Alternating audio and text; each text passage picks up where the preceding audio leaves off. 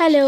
পাখির ডাকে ঘুম ভাঙা কনসেপ্টটা আমি আগেই শুনেছিলাম, কিন্তু সেটা হলে যে মনটা এত ভালো হয়ে যায় এটা আমি কালই জানলাম। কারণ কাল সকালে আমার ঘুমটাই ভেঙেছিল পাখির ডাকে।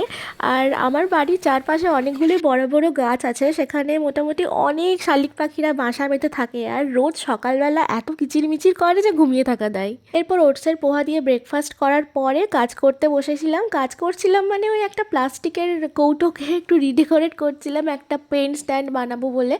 তো এইটা করার পর লাঞ্চ করে নিয়েছিলাম, খুব সিম্পল লাঞ্চ করেছিলাম। লাঞ্চে ছিল ডাল ভাত আর মাছ ভাজা।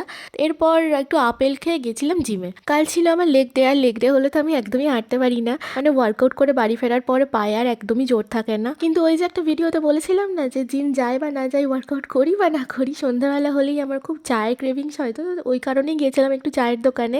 আর দুধ চিনি দেওয়া চা খাইনি, খেয়েছিলাম ব্ল্যাক কফি। কিন্তু ওইটুকু সময় একটু বসে বসে গল্প করতে করতে চা না খেলে আমার হয় না। বাড়ি ফেরার পর দেখলাম মা বানিয়েছে গরম গরম পাকোড়া, তো সেটা একটু খেলাম। আর তারপর ডিনার করে নিয়েছিলাম। ডিনারে ছিল গরম গরম কাবাব আর একটা ডিম। তো এই ছিল পুরো দিনের গল্প।